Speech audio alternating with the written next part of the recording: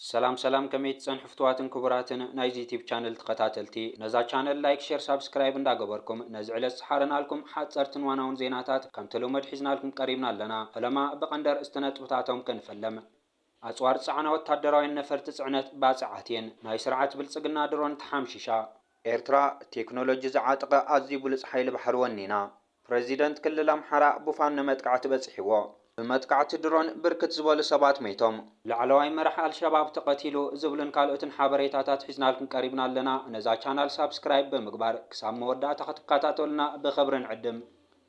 ኤርትራ ኣብ ዝሓለፈ 10 ዓመት ቴክኖሎጂ ዝዓጠቐ ኣዝዩ ብሉጽ ሓይሊ ባሕሪ ምስ ሓይሊ ምድርን ሓይሊ ኣየርን ተዋሂዱ ኣድማዕ ስርሒት ክፍጽም ዝኽእል ብዲስፕሊን ኣካላውን ኣእምራውን ብቕዓቱ ኣብ ዞባ ቀይሕ ባሕሪ ዘይድፈር ዝሕብን ሓይሊ ባሕሪ ክትፈጥር ምኽኣላ ተገሊጹ። ፕሬዚደንት ክልል ኣምሓራ ኣረጋ ከበደ ኣብ ከተማ ላሊበላ ቡፋን መጥቃዕቲ በጽሒዎ ትማል 10 ሕዳር 2025 ፕሬዚደንት ክልል ኣምሓራ ኣረጋ ከበደ ካብ መዕርፎ ነፈርቲ ባህር ዳር ተበጊሱ ናብ መዕርፎ ነፈርቲ ላሊበላ ኣብ ዝበጽሓሉ ዝነበረ እዋን ከም ዝተፈጸመ ወሃቢ ቃል ፋኖ ኣበበ ፋንታው ገሊጹ። ኣረጋ ከበደ ካብ መዕርፎ ነፈርቲ ናብ ላሊበላ እናተጓዓዘ ከሎ ኣብ በርታ ዝተባሃለ ቦታ መጥቃዕቲ በጽሒዎ። በቲ መጥቃዕቲ ልዕሊ 10 ሪፐብሊካን ጋርድ ሬድ ክሞቱ ከለዉ እቲ ፕሬዚደንት ግን ብጸቢብ ኣምሊጡ። ኣረጋ ከበደ ካብ መዕርፎ ነፈርቲ ላሊበላ ሓጺር ርሕቀት ከም ዘይነበረን መስመሩ ቀይሩ ናብ ካሊእ ኣንፈት ከም ዝሃደመ ዝተረኽበ ሓበሬታ ይሕብር። ብመጥቃዕቲ ድሮን 16 ሰባት ክሞቱ ከለዉ ካልኦት 22 ሰባት ከም ዝቆሰሉ ሓደ ሰብ መዚ ሕወሓት ኤኤፍቢ ገሊጹ። እቲ ጸብጻብ ሰብ መዚ ክልል ዓፋር ብዝሓለፈ ረቡዕ ተዋጋኢት ሓይሊ ካብቲ ጎረባብቲ ክልል ትግራይ ደብሶ ገይሩ ከም ዝኣተወን 6 ወረዳታት ከም ዝሓዘን ኣብ ልዕሊ ሰላማውያን ሰባት ድማ ብሞርታር ከም ዘጥቅዕን ከም ዝገለጹ ብምጥቃስ ጀሚሩ። ሓደ ስሙ ክግለጽ ሓተተ ውልቀ ሰብ ኣብ ሰብኣዊ ረድኤት ዝሰርሕ እቲ ዝተባህለ መጥቃዕቲ ከም ዝተፈጸመ ምምርማሩ ሓቢሩ። እቲ ፍልፍል ሓበሬታ ብመጥቃዕቲ ተን ልዕሊ 18,000 ዝኾና ነበርቲ ብፍላይ ደቂ ኣንስትዮን ህፃናትን ከም ዝተማዛበሉን እዞም ተማዛበልቲ ናይ ሓገዝ ተስፋኦም ድማ ጸቢብ ምዃኑ ከም ዝገለጸን እቲ ጸብጻብ ኣመልኪቱ። ኤኤፍቢ ጸብጻቡ ብምቕጻል ሓደ ምስ ዘመዝ ሕወሓት ርክብ ዘለዎ ከም ዝገለጾ ድማ እዚ መጥቃዕቲ እዚ ብሓይሊ ሰላም ትግራይ ዝተባህሉ ኣብ ክልል ዓፋር ዝንቀሳቐሱ ሓይልታት ከም ዝተፈጸመ ገሊጹ። እቲ ሓበሬታ እዚ ሓይሊ እዚ ምስቲ ናይ ቅድሚ ሕጂ ላዕለዋይ መሪሕነት ሕወሓት ኣቶ ጌታቸው ረዳ ዝምድና ከም ዘለዎ ከም ዝገለጸን ኤኤፍቢ ነዚ ጉዳይ እዚ ንኣቶ ጌታቸው ንምርካብ ፈቲኑ ከም ዘይሰለጦን እቲ ጸብጻብ ሓቢሩ። እዚ ከምዚ ኢሉ እንከሎ እቲ ጸብጻብ ብዝሓለፈ ዓርቢ ሕወሓት ብዝሃቦ መግለጺ መንግስቲ ፌደራል ብድሮን ከም ዘጥቅዖ ከም ዝገለጸን በቲ መጥቃዕቲ ድማ ኣብ ልዕሊ ተዋጋእትን ነበርትን ከም ዝጎድአን ሓቢሩ። ድሕሪ እዚ መግለጺ እዚ ኤኤፍቢ ምስ ሓደ ላዕለዋይ ሰብ መዚ ሕወሓት ከም ዝተራኸበ ገሊጹ። እዚ ሰብ መዚ ድማ እቲ ናይ ድሮን መጥቃዕቲ ኣብ ውሽጢ ክልል ትግራይ ከም ዘይተፈጸመ ምግላጹ ኣመልኪቱ። እቲ ሰብ መዚ እቲ መጥቃዕቲ ኣብ ቶብ ክልል ዓፋር ዝርከብ መደበር ተዋጋእቶም ከም ዝተፈጸመ ብኡ ድማ እንተወሓደ 16 ተዋጋእቲ ከም ዝሞተን 22 ከም ዝቆሰሉን ከም ዝገለጸን ሓቢሩ። ኤኤፍቢ ብተወሳኺ ብዛዕባ እቲ ብድሮን መጥቃዕቲ ዝበጽሐ ጉድኣት ካብ ሳልሳይ ወገን ከም ዘይተረጋገጸ ገሊጹ። መንግስቲ ፌደራል ድማ ብዛዕባ እዚ ጉዳይ እዚ ንዝቀረበሉ ሕቶ መልሲ ከም ዘይሃበ ኣመልኪቱ። እቲ ሰራሕተኛ ትካል ረድኤት ከም ዝበለ ድማ እቲ ናይ ድሮን መጥቃዕቲ ከም ዝተፈጸመ ኣረጋጊጹ። ቁጽሪ ሞይቶም ዘለዉ ግና ከቕርብ ከም ዘይከኣለ እቲ ጸብጻብ ሓቢሩ። መንግስቲ እቲ ሃገር ኣብይ ኣሕመድ እውን ኣብ ፓርላማ ናይቲ ሃገር ቀሪቡ ኣብ መንጎ ኤርትራን ኢትዮጵያን ኩናት እንተተኸፊቱ እቲ ውጽኢት እንታይ ክመስል እዩ ንምርድኡ ዘሽግር ኣይኮነን ክብል ኢትዮጵያ ኣብ ልዕሊ ኤርትራ ወታደራዊ ጸብለልነት ከም ዘለዋ ብድፍረት ክዛረብ ተሰሚዑ ነይሩ እዩ። ስርዓት ብልጽግና ዝኹሉ ዘካየዶ ከምዚ ዓይነት መደረታት ክሳብ ሕጂ ኣብ ባይታ ዝኸደ ስጉሚ የለን። ብልጽግና ኣብዚ ዝሓለፈ ሓደ ወርሒ ናብ ኤርትራ ሓደ ፈተነ ኣካይዱ ከም ዝነበረ ጽንጽታታት እናወፀ ጸኒሑ እዩ። ዝርዝር ናይቲ ሓበሬታ ብዘይምርካቡ ግን ኣብ ዜናታት ይኹን መራኸቢታት ኣይተዓዘብናየን ጸኒሕና። ሕጂ ግን ጋዜጠኛ ስታሊን ገብረስላሴ ብዛዕባ እዚ ጉዳይ ዝበሎ ነገር ኣሎ። እታ ናብ ክልል ዓፋር ብዶባት ኤርትራ ዝተለኣኸት ድሮን ናይ መንግስቲ ኢትዮጵያ ሚልዮናት ዶላራት ዝዋግኣ ሙሉእ ብምሉእ ከም ዝተሓምሸሸት ስታሊን ኣብ ሓበሬቱ ጠቒሱን ገሊጹን ይርከብ ኣሎ። መንግስቲ ኢትዮጵያ ናብ ዶባት ኤርትራ ዝለኣኻ ድሮን ተሓምሻ ብኦቢላ ኣሰራታ ክተጥፍእ ኽኢላ እያ። ስለዚ መንግስቲ ኢትዮጵያ ናብ ህዝብን መንግስትን ኤርትራ ዘካየዶ ፈተናታት ብከምዚ ዓይነት መንገዲ ስለ ዝፈርሕን ስለ ዝተሰናበድን እዩ ኣብ መራኸቢታት እናወፀ ፕሮፓጋንዳታትን መደረታትን ምብዛሕ ንምውፃዕ ስርሒሉ ተታሒዝዎ ዝርከብ ዘሎ መንግስቲ ኢትዮጵያ ንዝሓለፈ 2 ዓመታት ዘካየደ ፍኸረታት ኣብ ልዕሊ ህዝብን መንግስትን ኤርትራ ሕጂ ኣንፎት ብምቕያርን ብምጥምዛዝን ኣብ ልዕሊ ኤርትራ ክስታት ከቕርብ ንዕዘብ ዘለና ኣብዚ ዝሓለፈ 2 ዋርሕ ጥራይ ንህዝብን መንግስትን ኤርትራ ናብ ሓያላን ሃገራት ዓለም ባይቶ ጸጥታ ውድብ ሕብራት ሃገራት ዋና ጸሓፊ ናይቲ ውድብ ክስታት ቀሪቡ ነይሩ ሕጂ እውን መንግስቲ ኢትዮጵያ ኣብ ልዕሊ ኤርትራ ካልኦት ሓደሽቲ ክስታት ንምቕራብ ኣብ ምሽብሻብ እዩ ዝርከብ ዘሎ እቲ ናብ ህዝብን መንግስትን ኤርትራ ዝተኻየደ ወታደራዊ ፈተናታት ግን ከምዚ ዓይነት ነገራት ስለ ዘጋጠሙ እዩ ኢድን እግሩን ብምስሓብ ናብ ናይ መራኸቢታት ፍኸራኣት እዩ ዝርከብ ዘሎ ኣጽዋር ጽዕና ወታደራዊ ነፈርቲ ጽዕነት ኢራንን ቱርክን ቀጣርን ኣብ ኤርትራ መዕርፎ ነፈርቲ ባጽዕን ኣብ ሱዳን መዕርፎ ነፈርቲ ፖርት ሱዳንን ከም ዝተረኣያ ተገሊጹ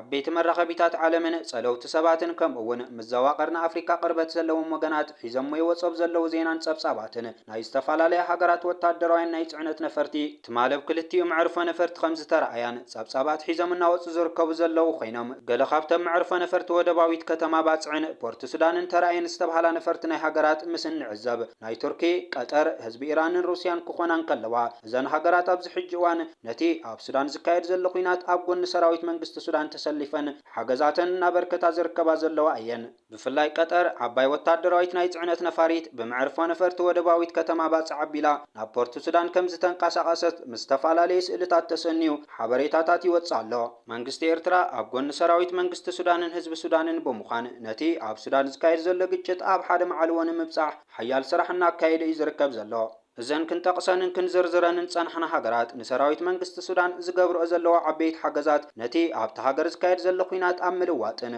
ሰራዊት መንግስቲ ሱዳን እልዕለዋ ኢድ ንክሕዝ ልዑል ተራን ግደን ክህልዎ እዩ እዘን ነፈርቲ ንምንታይ እየን መዕርፎ ነፈርቲ ወደባዊት ከተማ ባጽዕ ይዕሪፈንን እንታይ ዓይነት ነገራት ኣራጊፈንን ግን ክሳብ ሕጂ ነዚ ጉዳይ ዝምልከት ብንጹር ዝተገልጸ ሓበሬታ የለን በዚ ኮይኑ በቲ ግን ናይዘን ሃገራት ነፈርቲ ናብ ኤርትራ ምምጻእን ኣብ ወደባዊት ከተማ ባጽዕ ምዕራፈንን ንስርዓት ብልጽግናን ካልኦት ነዚ ዘባ ንክሕንክሩ ዝንቀሳቐሱ ሓይልታት ዓበይቲ መልእኽትታት ዘሕልፍ ኮይኑ ይርከብ ኢትዮጵያ ካብ 193 ሃገራት ብድኽነት መበል 180 ደረጃ ከም ዝሓዘት ውድብ ምግቢ ዓለም ሓቢሩ ኣብ ሱዳን ብሰንኪ ዝኸፍአ ዘይምርግጋእ ኣብ ሰሜናዊ ኮርዶፋን ኣስታት 2,000 ሲቪላት ከም ዝተማዛበሉ ውድብ ሕብራት ሃገራት ገሊጹ IOM ከም ዝገለጾ መጠን ዝሓድሽ ማዕበል ምምዝጋብ ኣብ እዋን መጥቃዕቲ ናይቲ ወታደራዊ ፍሉይ ሓይሊ ደገፍ ስርሒት RSF ዝመጸ እዩ ኣብ ዝሓለፈ 3 መዓልትታት ማለት ካብ 7 ክሳብ 9 ሕዳር ብሰንኪ ዝኸፍአ ዘይምርግጋእ ኣስታት 2,000 ሲቪላት ካብ ከተማ ባራን ካብቲ ከባቢ ዝርከባ ሓያሎ ቁሸታትን ከም ዝተማዛበሉ IOM ሓቢሩ እዚ ሓድሽ ምምዝባል ህዝቢ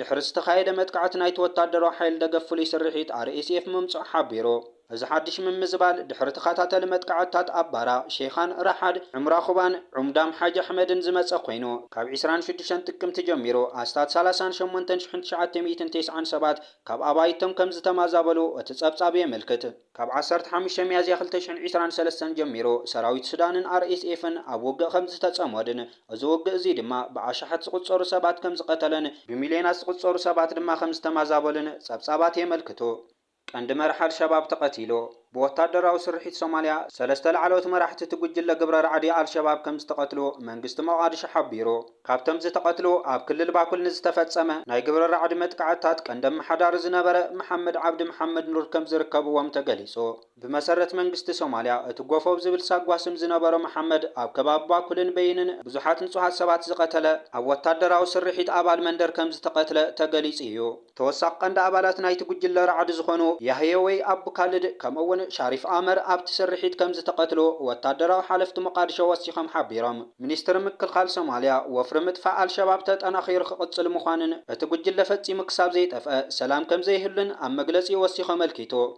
بريزيدنت أوغندا كينياوين تطابقتي أفري تعزيم كم زنبر تزاريبام بريزيدنت يواري مسيفيني نمجمر تاغزي اتم نحمشت سومنات تصويرم زنبر كينياوين تطابقتي بمنجست تتحيزم كم زنبر عميتم اتم سبات ستعسرو ببوي واين بسرع بوليتيكا أخيبا دحر مستافوم يو ببوين تقاوم أوغندا وخينو بقدامتم كلتا تطابقت خمس تفتحو تحبير كوان تنبرا يخون برسا سلطان كدم حجي عبقو تتصرم كم زنبرو كأمة تصاني حميم بقدام مشتاب استخايد قد توقع لمحتت ሙሴቬኒ ነቶም ክልተ ተጣበቕቲ ጎንፀም ምልዓል ተሳቲፎም እዮም ብምባል ወቂሶሞም ወሲኾም እውን ንገለ መዓልትታት ኣብ ፍርጅ ኣንቢርናዮም ነርና ኢሎም እቶም ንኣርባዕተ ዓሰርተታት ዓመታት ኣብ ስልጣን ዝፀንሑ ፕሬዚደንት ንተወሳኺ ናይ ስልጣን ዘመን ክወዳደሩ እዮም።